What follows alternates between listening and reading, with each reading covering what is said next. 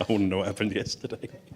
So here we are, the afternoon of day 3, and these two lovely people have come up from Channel 4, waded through the traffic. And did you have any floods to come through? Not too bad. No, it's all clear run.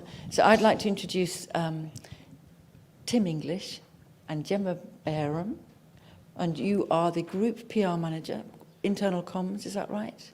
No, Corporate Comms. Corporate yeah, Comms. Corporate Comms. And you're the Publicity Manager at Channel 4.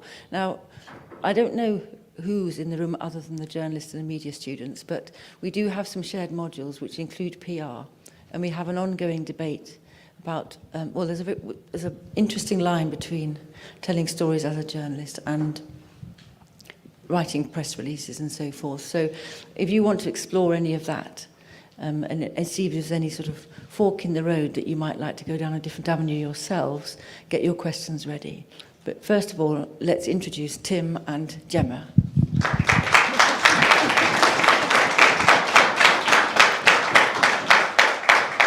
And for what it's worth, I used to be a journalist and I jumped to the other side of the fence. So I hit that fork and I made the jump. We could start there. Why didn't you tell us about that? Purely, I've worked in regional newspapers, and this was a long time ago, before mobiles and what have you, phoning copy over to copy takers after court cases, things like that.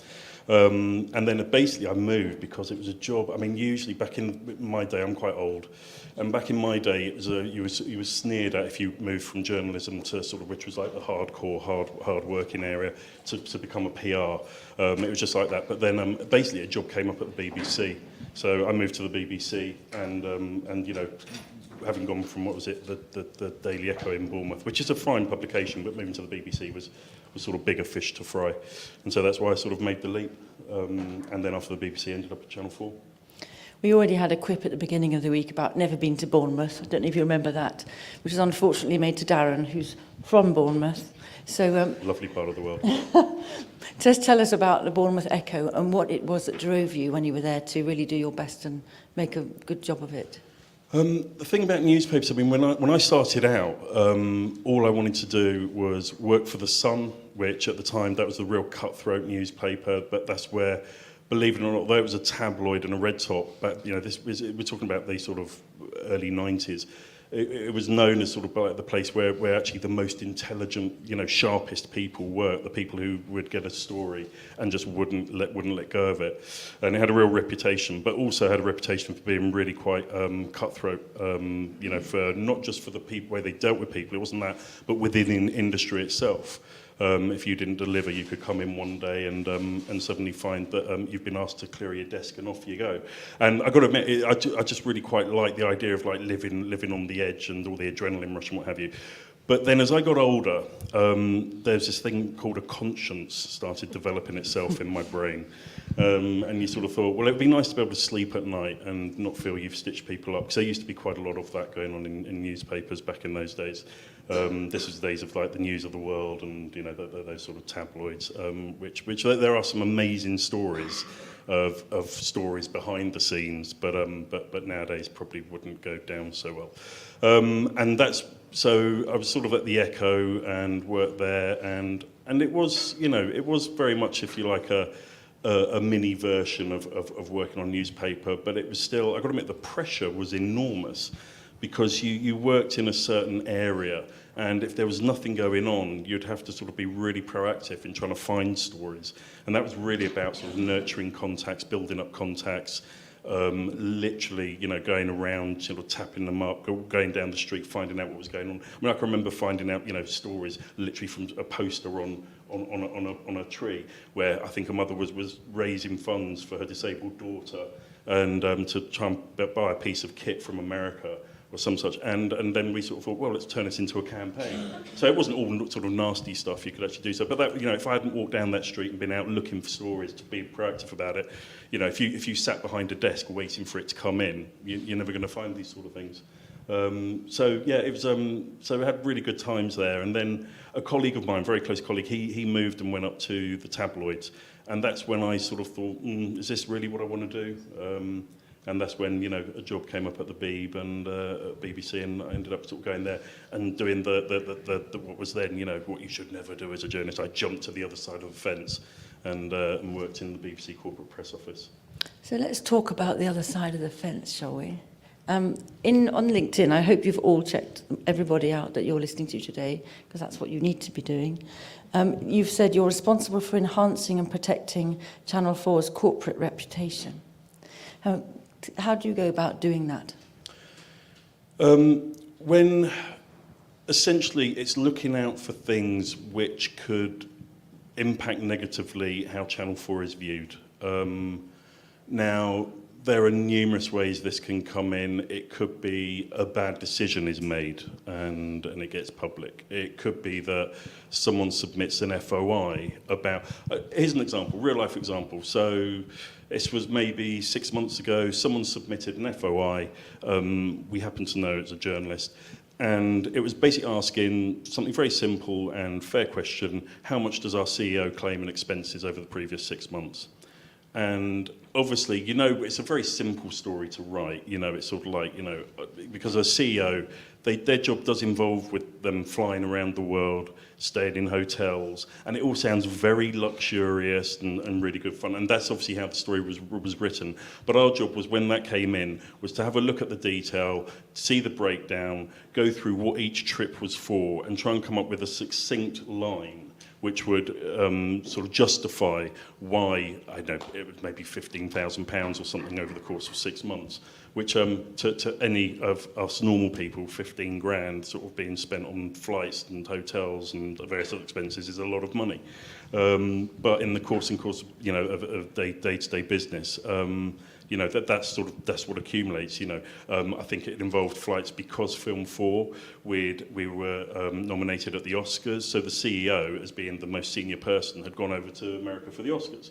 If you go and rent a hotel room because she needs somewhere to sleep, you know, that's going to be, instead of, you know, sort of normal time of year where it may be $500 a night, it's suddenly sort of $5,000 a night. So the whole thing. So we had to sort of go through this and try and pick apart and then come up with a very succinct line, because that's one thing you find when, having been a journalist, you write all the negative stuff, and then it's like, and this is what they defended it with. You don't get a great deal of space, so you have to be very direct and to the point in how you pull together your responses. So that's an example about defending the reputation. And obviously, you might argue, well, that's the reputation of your CEO, but the CEO is the most senior representative of Channel 4.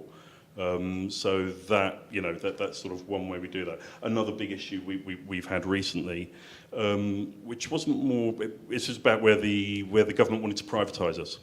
And basically wanted to sell us off. Are people familiar with No, I mean, again. Yeah. It wasn't that long ago. They tried that before, yeah. They had, yeah. It was about the third time, I think, since I've been at Channel 4, and I've been there since 2015. And again, what that entailed was a lot of work behind the scenes about speaking to people who thinks it's a good idea, who thinks it's a bad idea. Generally within the industry, people thought it'd be a bad idea. Because I don't know if people know how Channel 4 works. We don't actually make a single programme. Everything, since we were set up, what we do, we have adverts on TV, we take that advertising cash, and then we commission programmes from independent production companies who are based all around the UK. When Channel 4 was started, there were a handful of independent production companies.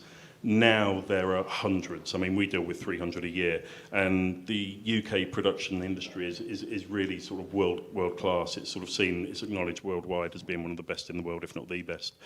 And so there's this brilliant idea where basically we're taking advertising cash, we give it to indies, and then they develop and get bigger and make even better programs. And that's been going since we were founded, since we were created in 1982. So a lot of people thought, okay, if Channel 4 is privatised, all that's going to happen is that an owner is going to try and cream off as much as they can in profit from the advertising revenue and spend as little on programming.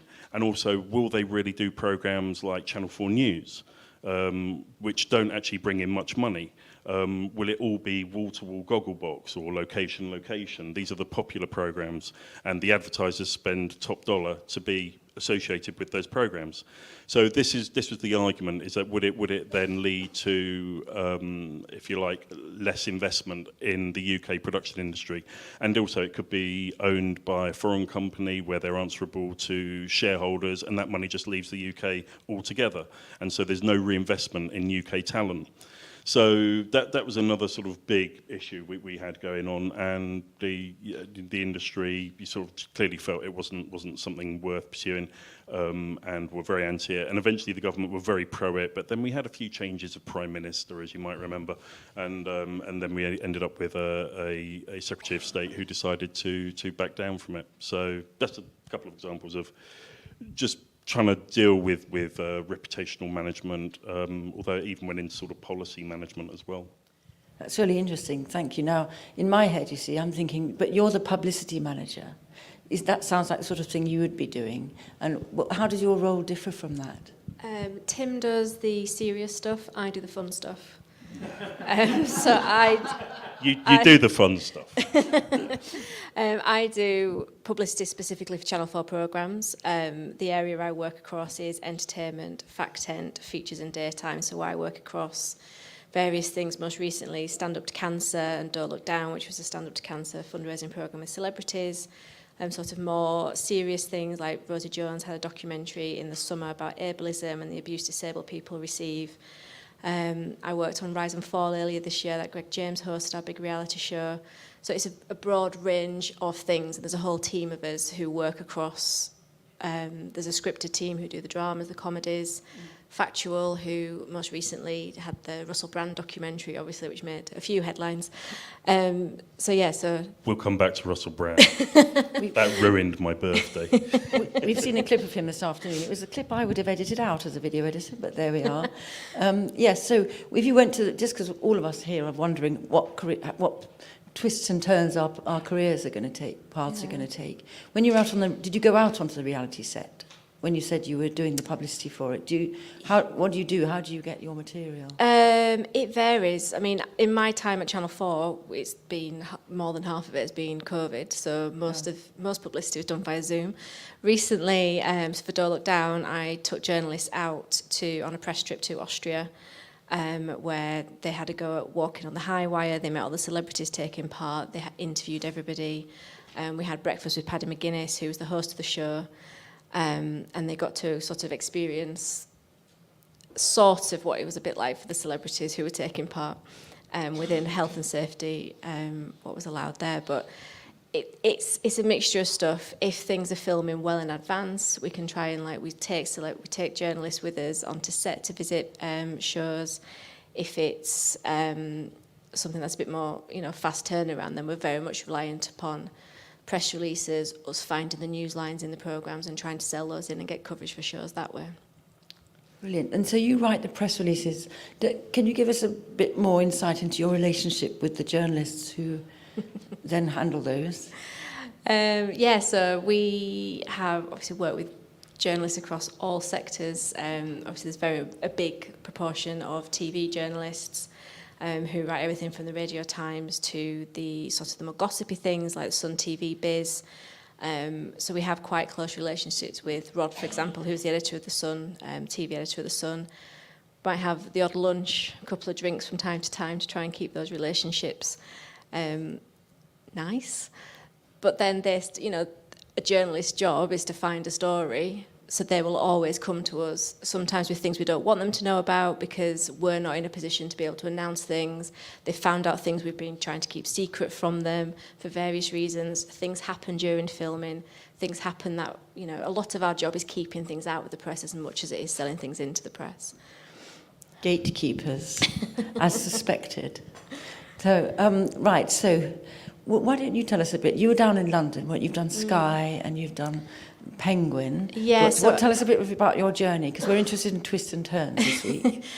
So I did a journalism and English degree at Salford University, and from there went to work as a sub-editor for the Press Association, and had a bit of a sliding doors moment where in the same week I was offered a place on PA's journalism trainee scheme, which would have covered all aspects of news coverage, or what at the time seemed to me like a shiny job with Sky, writing sort of programme information and billings and press materials, so in the press team but without doing publicity. So I took that option and ended up working at Sky for almost 10 years. I had the best, lived my 20s in London and it was incredible.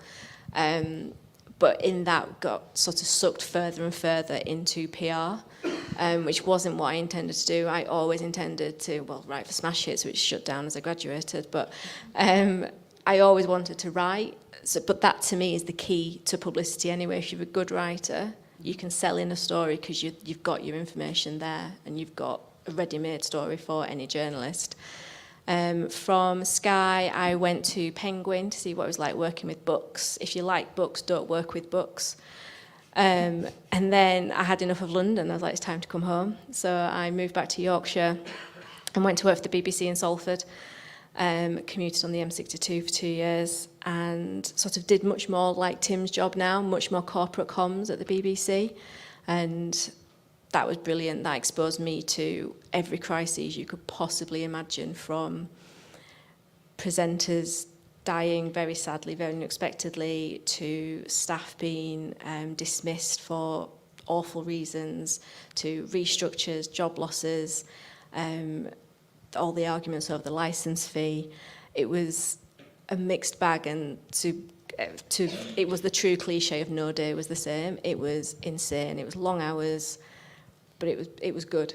It was good fun. So then coming to Channel 4 years ago as Leeds opened, for me it was the first time I've been able to work in TV close to home, which has been a complete game changer. I was going to say, the way you talk, you make it sound terrible, all these things which go wrong and all that. Oh, it's great, it's what we live for. Yeah, I've got to admit, I mean, it's really bizarre, but when it's called crisis comms, but I absolutely love crisis comms. When something goes wrong, I know it sounds really weird, you don't wish things to go wrong, but when something goes wrong, I don't know why you get this real adrenaline kick. It's the closest I get to being a journalist, and when you got a sniff of a story and you used to go out there and you get it and kill it and you'd nail the story.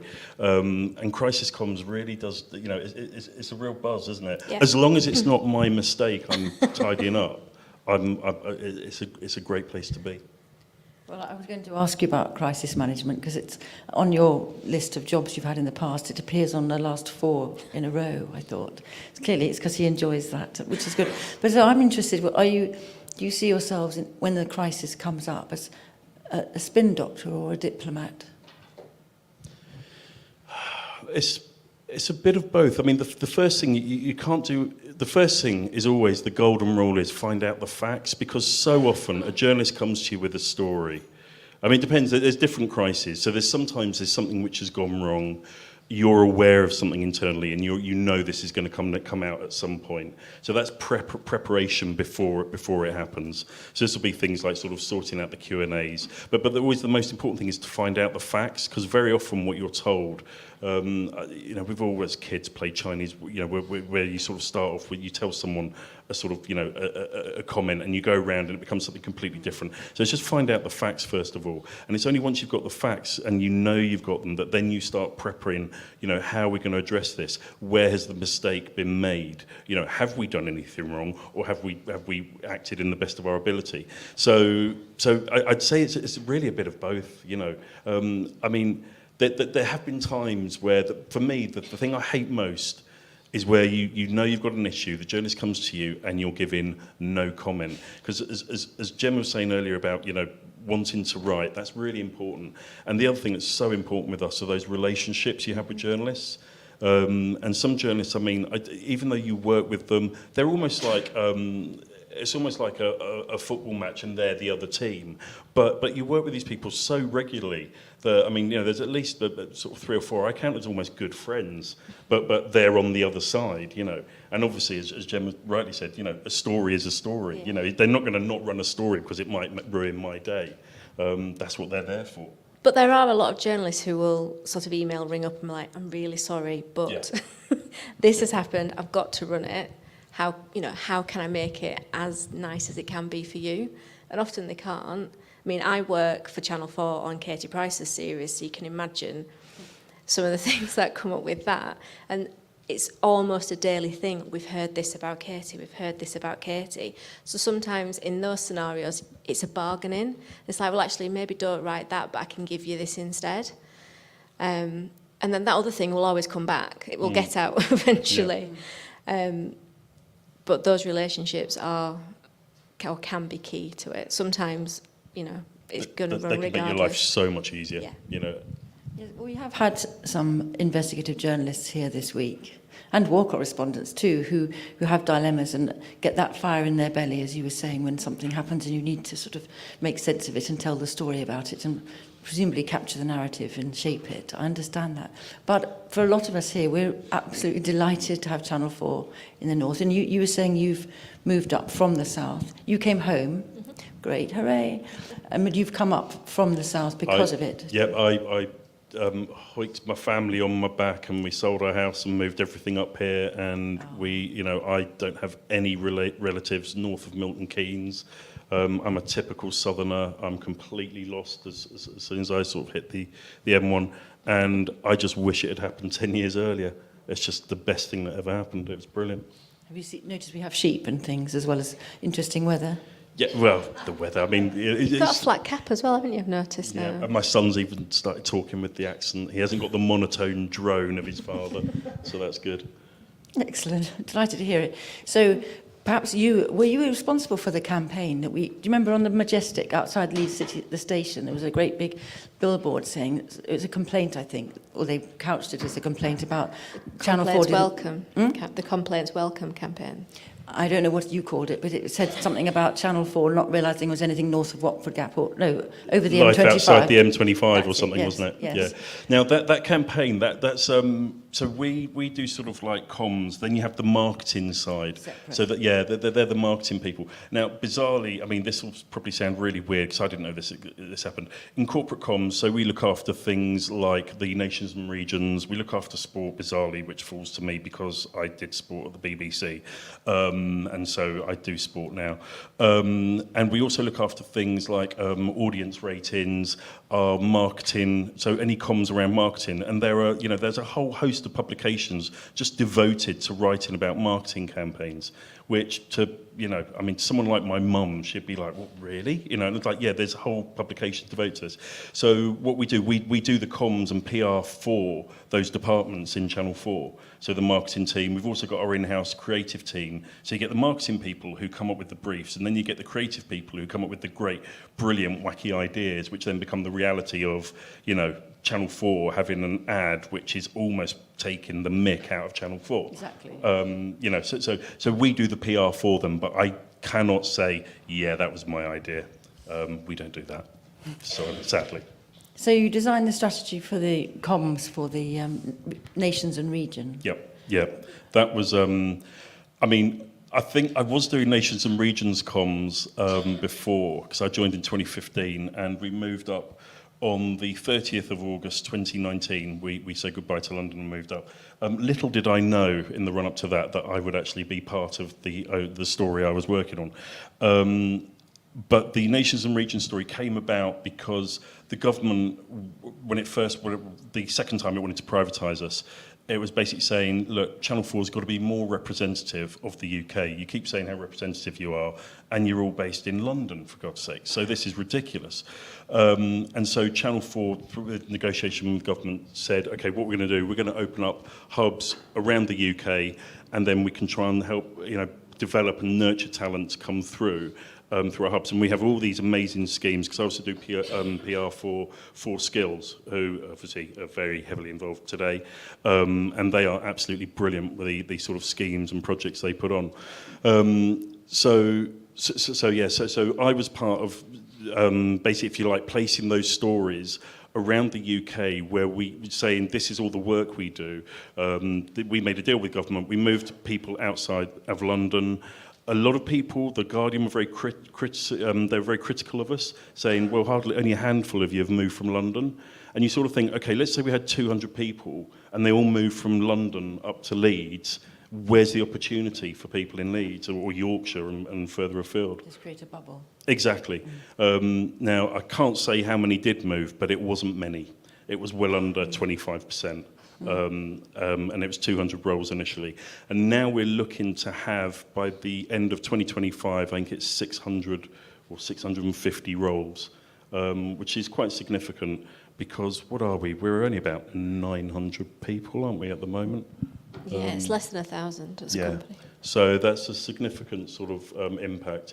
And through that, now we have these hubs opened, which are in Bristol, Glasgow. We've always had a team in Manchester, Leeds. And we're and what we're doing now is creating lots of courses. This is what the Four Skills team do, is create lots of courses so people can sort of come in and get their foothold, get their foot in the door of the industry. So I think it's made a big impact. Certainly made a big impact in my life. No longer being in London, it's been very positive. I'm glad you're enjoying it. Welcome. It's wonderful. So, quite often, a lot of us thought when we first heard that you were coming that it's all going to be about making documentaries and factual programmes. And some of people here have had placements on Steph's Packed Lunch, etc. And they've had looks around the newsroom. But what other roles are there that anyone here? A lot of you will be coming out with degrees either this year or next year in media or journalism. What could they do that isn't just being those roles that will fit in your departments and how you operate? In our department specifically, we currently have 3 entry-level roles, which are our publicity assistant roles. Currently all 3 roles are in London, but could also be based in Leeds. And it's on an 18-month contract. So the idea being that we bring 3 new people in. So the 3 people currently doing the job were all new graduates when they started, and had done a few placements in and amongst. But we essentially train them up, and actually one has already left to be a publicist for Penguin, nothing to do with me. But and then we've got 2 more who are coming up to the end of their contract. It'll be the middle of next year. So then we will bring in, a new tranche of people for this 18-month sort of trainee scheme. But then across the wider company, the big department in Leeds is 4 Studio, which is the digital hub of amazing people who do incredibly clever things that we don't know much about. No, we're too old. Are you allowed to break the news just now that you do know much about, or is that top secret? What happened today? Well, today, I was explaining earlier that we basically take advertising cash, and we're not actually allowed to, by law, make our own programmes. And we've been waiting for DCMS, the Department of Culture and Media and Sport, and today they've announced, this is really massive in the broadcast world, that Channel 4 is going to be able to make its own content. So that means at some point, it's not going to happen overnight, but that means at some point we're going to be able to set up our own studios, make our own programs, and then you sort of start thinking, okay, where are these studios going to be? And I was thinking, this would be brilliant. We could have the studios in Leeds, and we could start making our own content in Leeds, and blah, blah. And then someone pointed out, yeah, but all the people you have on guests as shows and that, they all go to bloody London, don't they? But anyway, this is all to be determined. Now, that sounds really good and exciting, but if you're an independent production company and you get commissioned by Channel 4 now to make programmes, the last thing you want is a big competitor like Channel 4 making its own programmes, because you're going to start thinking, well, Channel 4 is going to commission all its own programmes from its own people. It's a really complicated thing, but the bottom line is that it means at some point, if we choose to, it's not going to be enforced upon us. We will have we'll have the legislation in place that means we can at some point make our own programmes, which is quite it's a massive change, because for 40 odd years. We've not been able to since we started, which is a really weird thing to say, because whenever you tell people you work for Channel 4, what are you, a cameraman? You're like, no, we don't have any of those at Channel 4. Yes, you're a publisher broadcaster. Exactly. However, when you came up here, I think it was 120 new indies sprung up at once. So aren't you involved in this sort of telling us about the funding, the Indie Fund? Is that it? The Indie Growth Fund? Indie Growth Fund, yeah. What's that about? We have lots of funds, and I get very confused about them. The Indie Growth Fund, I'm on safe ground here. Let's say you have set up an independent production company, and you're just starting out, and there's maybe 3 of you, and you're making some programmes. You've had some programmes commissioned for the BBC, Channel 4, whoever. Channel 4, we have this team who look at indies and they think that indie there looks like it could be really good. It's based in the nations and regions. We like that. We want to support growth outside of London. And so what they'll do is come along and say, hey, you know, if you happen to be the boss of that indie, they'll say, we really like the look of your indie. We'd like to take 25% share and give you a stash load of cash for you to invest in the company. We'll also have business people on hand to advise you on how to grow your company. And the idea is that we grow the company, it becomes more valuable, and then, as has happened, someone like Sony come along or Sky, and then they say, we love this company, we're gonna buy it outright for £100 million. The CEO makes millions, we get our money back and some, which we can then use to reinvest in programming. That's the simple version. Right, so you can see thank you both, there's quite a lot of machination in their department, and there might well be roles you might be interested in, I don't know. I'm sure you could ask them afterwards. Another role, which is a shame, Briony, who was due to be here, Yes. is public affairs. These are the people who deal with, if you like, MPs. There's a lot of sort of negotiations and chats that go on behind the scenes with stakeholders. So this could be, if you like, people impact the Producers Association, or it could be speaking to MPs who ultimately make decisions on laws for the country and on things like broadcasting. And today, you know, what we're very pleased about as part of, not only can we maybe, if we want to in the future, make our own programs, there's also going to change the rules about prominence. So when you put on your TV, whatever that is, you will get BBC, ITV, Yep. Channel 4, all the public service broadcasters will have to be prominently available so people are aware of their content. Because the idea is that we don't want people, you know, or it's not terribly healthy to be watching back to back. I'm trying to think of something now, entertainment, you'll have to help me. Born in bed. Sorry. This Took is the a words out of small my mouth. insight into your viewing habits. Oh, thank you very much. I'm not sure if I've even seen it. I'll tell you why I said that. Because Kevin Ligo, who used to be the head of television, when I went to speak to him once, pulled out his phone in the corridor and said, look how crap it is since I left. And it's back to back, 4 in a bed and things of that sort. So you do have a brand reputation to keep up, and I'm sure you're going to help us. I don't even have any influence on the quality of programming, but we've had other people today who've talked to us about that. So does anybody have any questions? Oh, a few, look. Hi there, guys. So you were speaking about independent studios in Leeds and how a large focus of the move up to Leeds was to support independent studios. However, Ian Katz has recently made quite a few announcements about slowing down of commissioning new shows, which particularly affects independent studios in the north, and in their place has increased advertising or put out the contestable fund for shows that are more controversial and may push the boundaries. Does this worry you as for the future of these independent studios in Leeds and Channel 4's direction towards trying to compete more online with more controversial shows? There's a lot in there you put in there. The key thing is what we've been calling the commissioning slowdown. And Channel 4 has really taken a big hit on that publicly.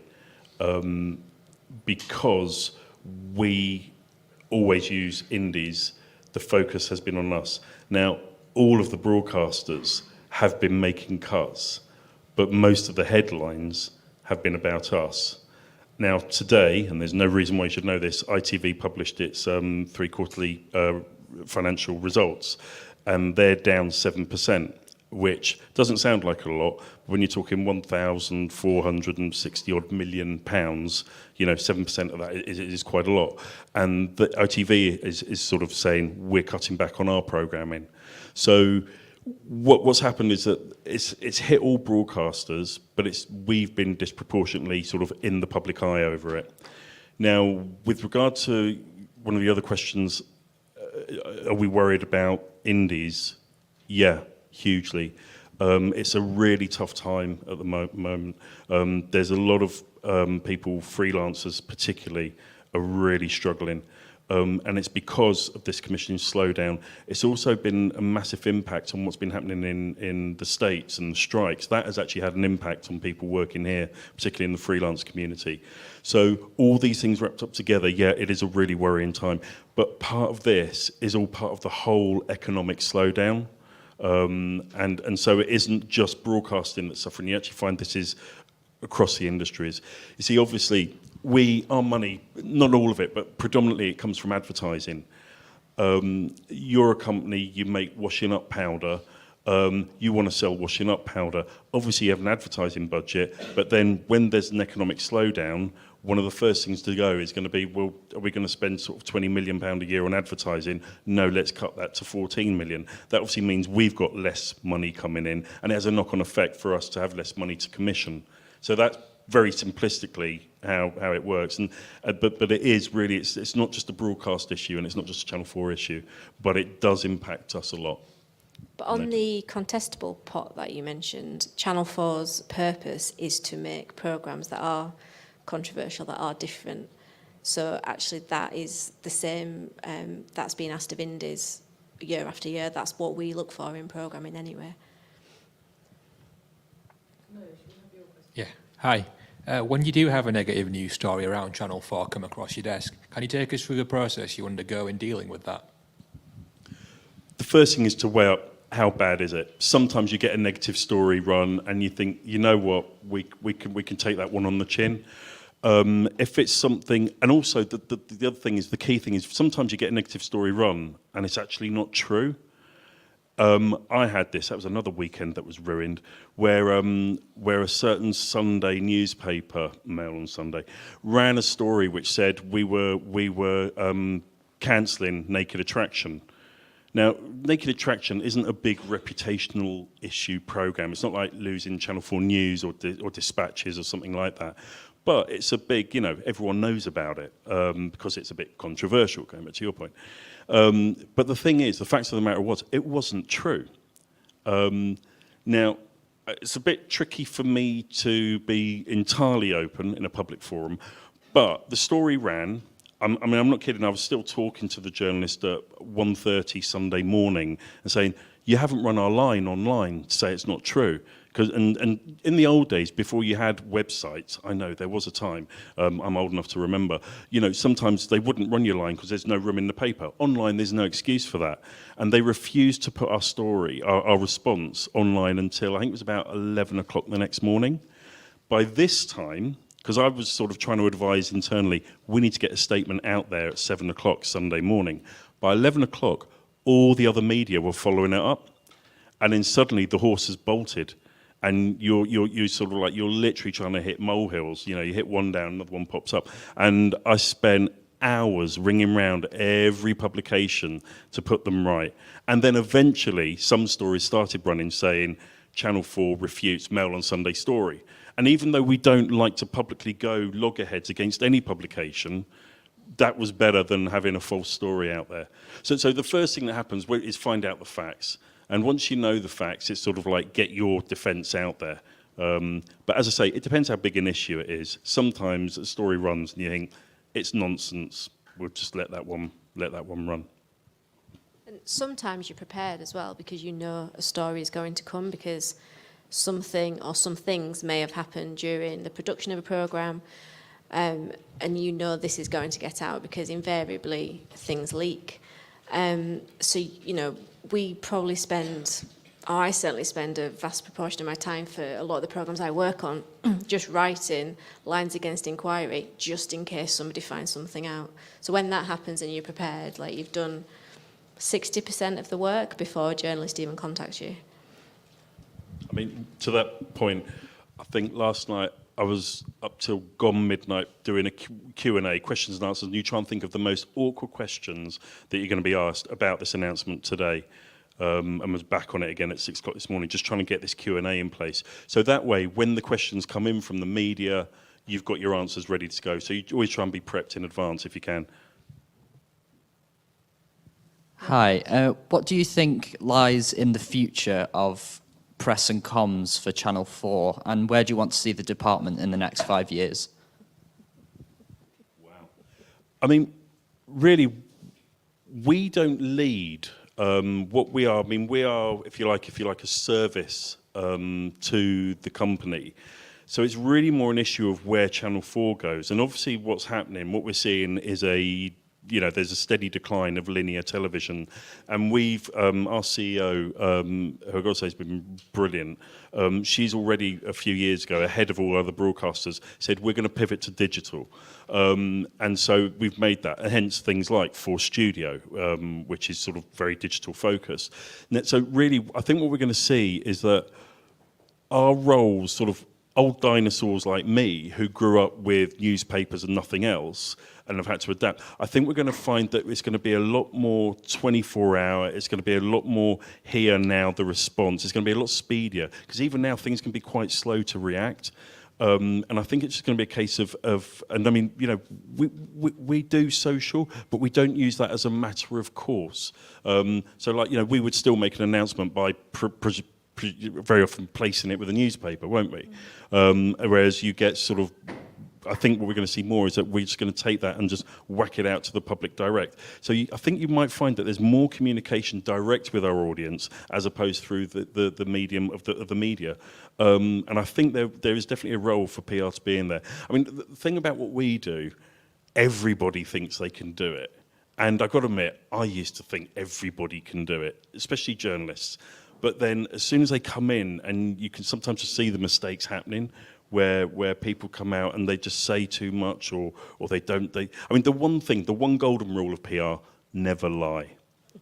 If you can't tell the truth, say no comment. And that's what I meant to say earlier. That's the thing I hate saying. If you say no comment, it's like, oh, I hate that. But yeah, the one golden rule is never lie. But I really see that where our future is tied to the company and where that goes. Yeah, but in terms of comms itself, or certainly publicity itself, I think we are already being asked to be more digital. So whereas, a year ago we might have been like getting one piece in the Sun, or one piece in the Sun, Mirror Star, cover off the tabloids, it's a success. If we can now cover off Lad Bible, a few more online websites, a couple of influencers, but we're having to do that increasingly more. So whereas we might take 5 journalists to an event or on a set visit, we're now taking 5, 6, 7 TikTokers, and we're working with TikTok to sort of find the people who are right. So one of the big things, actually, both Tim and I, who get to work together next year, which he's thrilled about. It's brilliant. It'll be really good. Working on the Paralympics, so Paris next summer. And one of the big areas we're going to be looking at there is how we incorporate influencer activity and content creation into our comms and reaching. I mean, it's about reaching younger audiences, like the 16 to 34s are where everybody wants to be. So that's sort of what we're being asked to do more and more for our comms. We've come a long way. Is that on or not? We've come a long way from your poster on the tree in Bournemouth, haven't we? That's how you find your stories. I'm pretty sure we don't teach that here. To having a gang of TikTokers, a bank of TikTokers at the Paralympics. I might have to come along and write my 3rd book about it there. That would be wonderful. Who else? Oh, Brooke. Oh, yeah. Nice to meet you both. My question is, what would you say is one of the main issues facing the PR industry?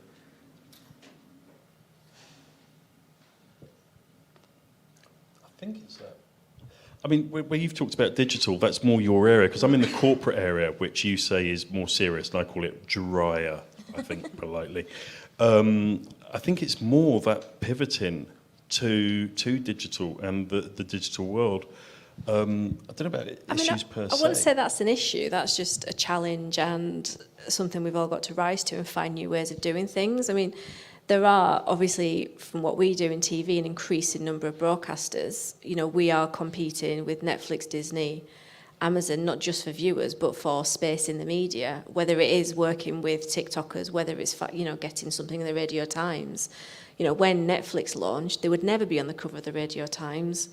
This week it's Squid Game, The Challenge. So everything we're just fighting for space. And like the week The Crown launches, there's 0 point in us putting anything out about any programmes, because it's all about The Crown.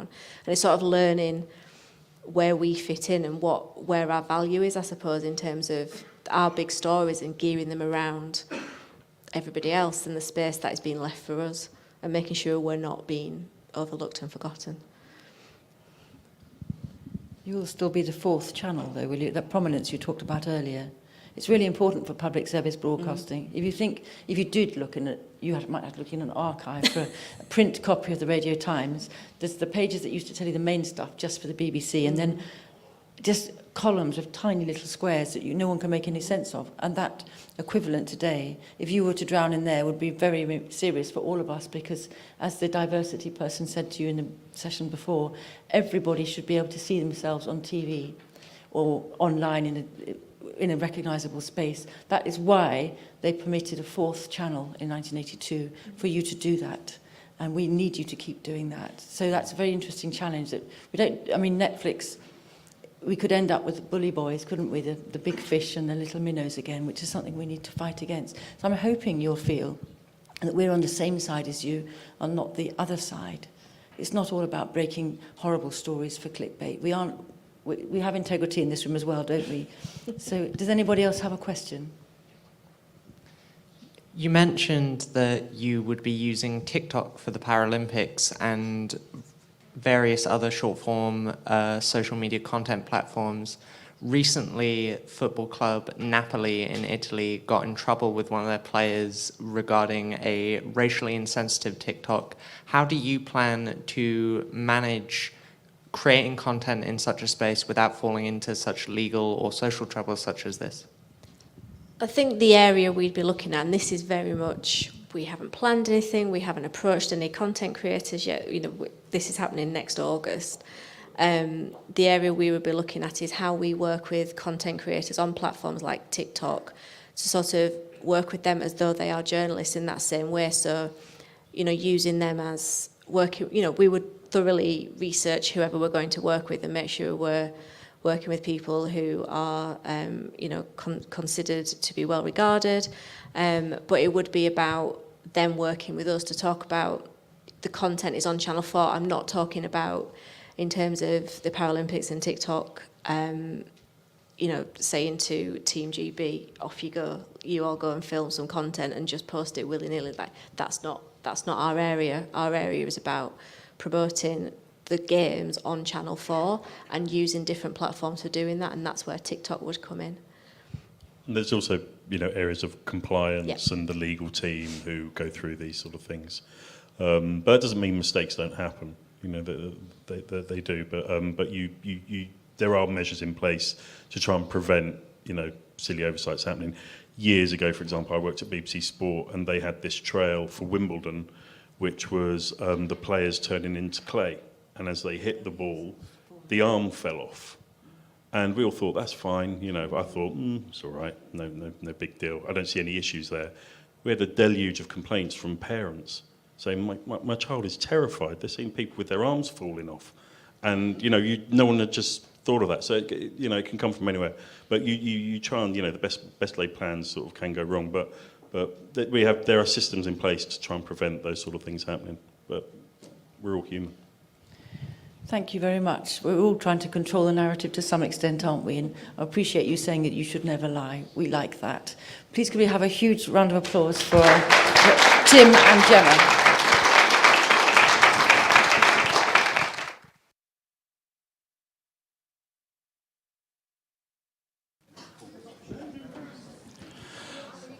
Okay, just before you move around, just a quick announcement. The 4 o'clock session with Ian Paulston Davis, he is still on a train to